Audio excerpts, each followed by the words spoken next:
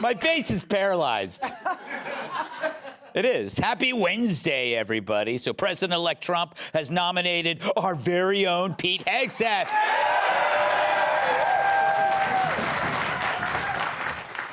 Never heard of him. But first Lee Zeldin and now Pete. It feels like they're stealing my guests. Who's next? Steve Doocy for Secretary of Whiteness? Judge Jeanine for Secretary of Pistol Whipping? Brian Kilmeade as Loneliness Czar? Joe Biden and Donald Trump met in the Oval Office today. Joe complimented Trump on overcoming many obstacles that he's also faced, like stairs. Trump, of course, left the meeting with new insight about which carpets need to be cleaned. But I would have loved to have been a fly on that wall. Huh? Beats competing with the ones buzzing around Joe's head. CNN is rumored to be laying off its top stars. I was just talking about this on my way to work this morning with my Uber driver.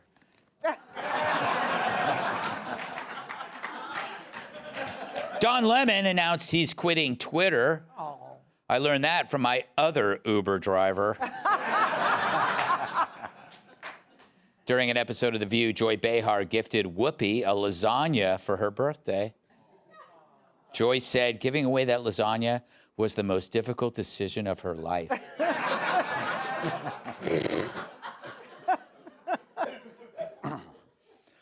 Dick Van Dyke, who turns 99 this month, said he's grateful that he won't be around to experience President Trump's second term.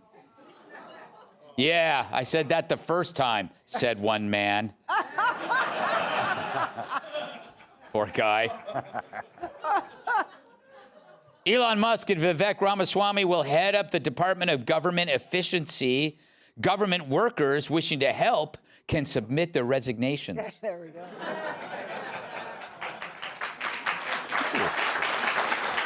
Good show. It was a good show. Finally, People magazine has revealed its sexiest man alive, actor John Krasinski. Better luck next year, Randy Weingarten. All right. Terrible.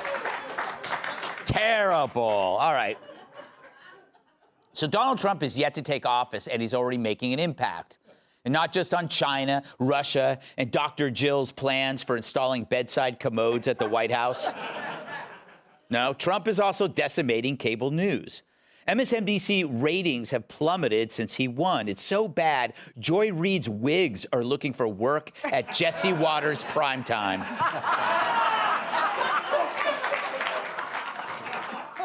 CNN's numbers are so far down, they're getting beaten nightly by Brit Hume's doorbell cam. Hundreds of layoffs are apparently on the way.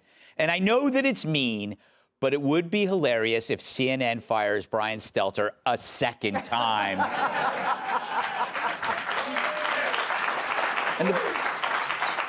And the poor guy just installed a shelf for his pies. It's so bad for mainstream media that Chris Wallace has left CNN to start a podcast. He's 77. Think about it. He's leaving legacy media at age 77 because he's certain that even he's going to outlive it. Yes. But sadly, even Fox News is feeling the pinch. And it's not our ratings. I got millions of new eyeballs, and that's not including the ones I keep in a sack under my bed. Donald Trump's taking all of our talent. He just announced that the great Tulsi Gabbard is his nominee for the Director of National Intelligence. Lee Zeldin, maybe the new head of the EPA. Mike Huckabee, the new ambassador to Israel. And boy, does the Middle East need some relaxium.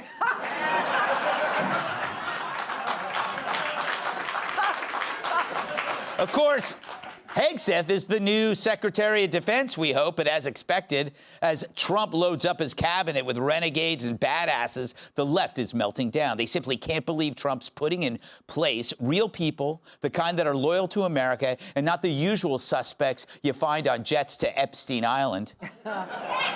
And sure, They're triggered by Hegseth. Here's why.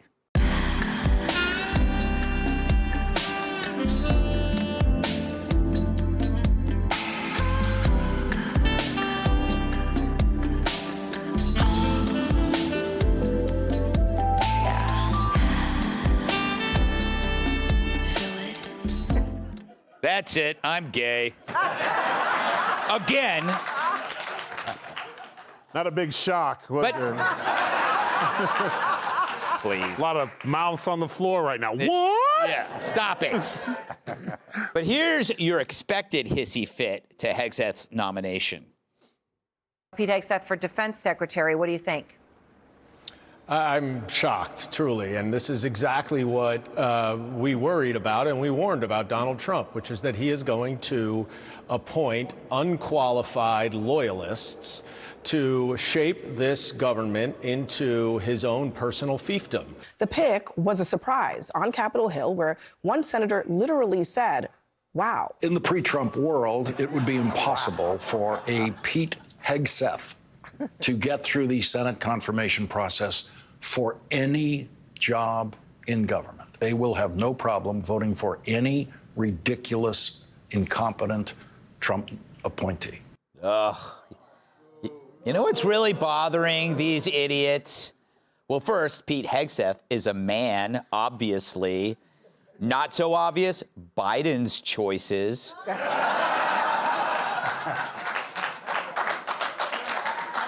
I mean, talk about transparency in government.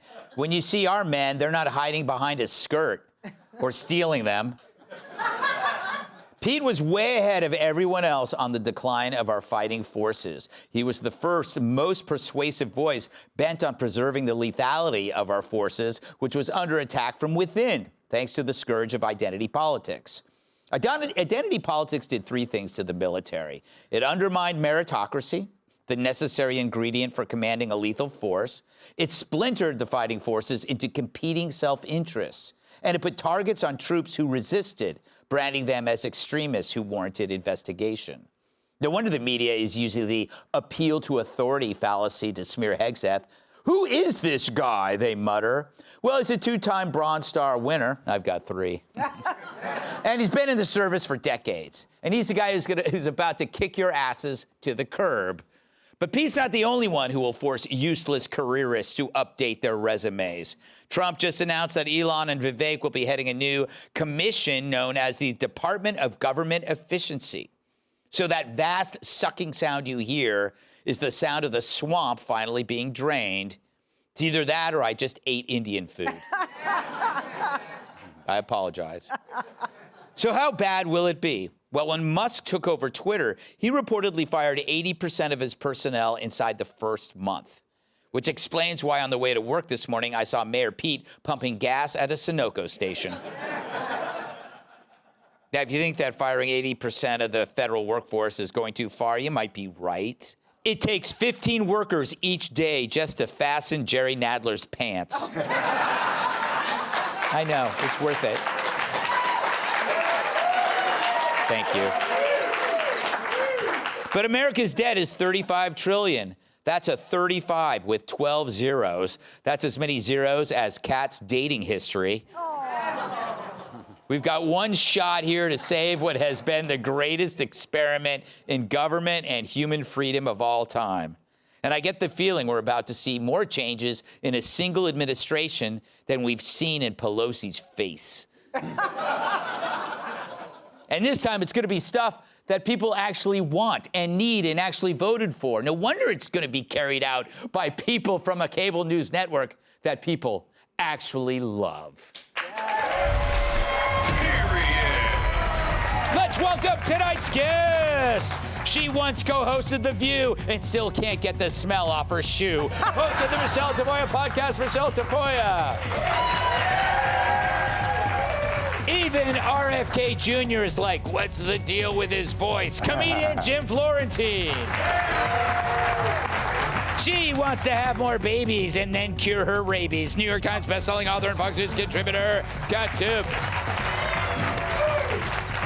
And he holds his pants up with Orion's belt. New York Times bestselling author, comedian, and former NWA world champion.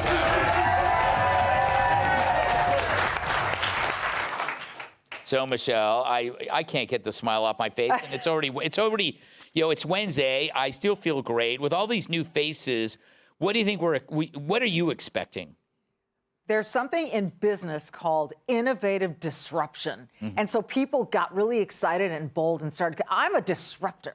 I'm going to go take this business down, disrupt and rebuild. But they don't like it when it's happening to government that they think they can predict, that they've been in control of for all of this time. So they don't like this innovative disruption stuff. This is weird. This is beautiful, man. This is beautiful. Here's two parts. The Pete Hegseth thing reminds me, sorry, I got to go to the NFL here, but I'm going to go with the Niners so you can probably relate. Right. When the San Francisco 49ers hired GM John Lynch out of the broadcast booth, he was with Fox Sports, the NFL people were going, this guy, he has no front office experience. What are they doing? What? Well, he's gone on to make the 49ers back into the juggernaut they once were, right? So they forgot that he also had a Hall of Fame playing career. That's kind of like Pete Hegseth. They're saying, he's a host. He's a news host from Fox. Well, what about the Bronze Stars and the Princeton and the Harvard and all the other stuff that Pete Hegseth has done? And yet he is young. And yes, thank you. He's going to clean things up and get this DEI crap out of there. As for Elon and Vivek, I cannot wait to watch this. That DOGE, they already have a Twitter feed, and I've been watching it all day. And the followers just keep going up and up. They're up to about 500,000 right now. And they just started this page today. People are excited about this stuff. Yeah, it's definitely great. I have to make a correction. I said I had 3 Bronze Stars. I do have them, but only in the summertime when I wear those stickers. Jim, you've been fired a bunch of times, right? Yeah. Yeah. So how do you feel about this efficiency consortium coming on and just getting rid of the fat? It's ironic that they have 2 people when they're trying to be efficient with the government. You probably only need 1 for that role. Yes, that's true. No, I think it's going to be great. And then, then they're crying about Pete. Yeah. They're like, Trump's only picking people he likes and that are loyal to him. Yeah, that's what you do. Yes. You don't pick your mortal enemies. I don't remember anyone in the Biden cabinet walking around with a Let's Go Brandon shirt on. Yeah. It's a great point. It's like, he's a loyalist. Well, that's how it works. Yeah, especially with Trump. Trump just got shot at and almost assassinated twice. I think he deserves loyalists around him. Yeah. You know? Thank you. It was a good point. I'm really happy for Pete. Pete used to live in my neighborhood, and my son would play flag football with his son. And when Pete would show up to the game, none of the moms watched the flag football. Oh, yeah. They were just staring at him. It was like a movie star came. Yeah. I didn't even start staring at him. I couldn't help it. It's really dangerous. Women can get pregnant just by staring at him. Ooh. Cat. I'm not making any inferences. Hey, to take a Fox News host, so maybe they can make you the ambassador like Turks and Caicos, so you do the show right from the beach. I would like to be the ambassador to the Vatican. You keep around making these jokes, you're going to have a job, Greg. I know. Yeah, they can't. We're safe here, I think. Kat, what do you make of all this? Are you going to miss Pete? Yeah, well, Pete's a friend, right? And so I definitely will miss Pete. But I think I really enjoyed reading that Politico article about how horrible it was that Trump picked Pete, just because of the people that they quoted in that article. They quoted, a defense industry lobbyist. They quoted the the top policy official in the Pentagon during the Bush administration. Like, if that guy thinks it's a bad idea, he's worried Pete's not going to try hard enough to find those weapons of mass destruction. People don't, God forbid they have somebody, and then Elizabeth Warren, right, she tweets about him, a Fox and Friends weekend host, doesn't mention that he's a veteran, let alone that he has decades of combat experience, multiple decades of combat experience. God forbid you put someone in that role that has experience fighting the wars instead of making money off of the wars. I mean, that's not an argument for why I think it's a bad idea. Mm-hmm. It's funny, if Liz had any of that combat experience, she would have it on her resume like she was an Indian. Well, listen. And she listen, deliberately omits his. Go listen, ahead. nobody is more afraid when Liz Warren starts beating the war drum. I'll tell you that. I think we have to consider the sources, okay? This is the same group that talked about this super tight election that was looking really good, and you know they were so excited it was going to go their way, and boy, wrong is not even the right term. They're so wrong that CNN and MSNBC are like, hey, maybe we should just go back to the news. Yeah. Because this DNC sucks. Yeah. Everything about them through this whole process is as bad as Kamala's budgeting her how do you go 20 million over when you got $1 billion? Yeah. And then and that was going to balance the budget? Yeah. Pete is boots on the ground. Pete knows, he still talks to his buddies he served with on a regular basis. Pete knows the struggle that veterans go through. Pete knows how this works. He knows the fake. And they should be afraid of a person like Pete. They should be afraid of Vivek, because all of these guys don't need the job. Right. See, that's the same thing with President Trump that bothered him. That's what started with the swamp and the crazy narratives, is that they will have no allegiance to them. Pete didn't he's going to take a pay cut. Yeah, trust me. Hey, listen, I was all about press secretary until I saw the pay. I could do that. I could do that from right here. I can put a little booth. We do a little segment, honorary, because of the pay, but because they don't need it. That's the biggest fear of, and there's going to be a lot of firings, and we're going to stop seeing the thing where they have to pay groups of senators and congressmen to make committees to discuss the idea of finding ideas to fix things. We're going to cut all that out, so it's either going to be put up or get out. And hopefully, like I said, with the sizable amount that he's on the Senate, this should be a great time for term limits. So you'll have more people like Elon and Pete, and the people that don't need the job other than just want the service and aren't trying to pick up a couple bucks while they're there. Mm-hmm. And also Tulsi, who was just on 2 days ago, and she wouldn't tell me, but I knew it. I knew it, Tulsi! Hey, Sean Hannity here. Hey, click here to subscribe to Fox News YouTube page and catch our hottest interviews and most compelling analysis. You will not get it anywhere else.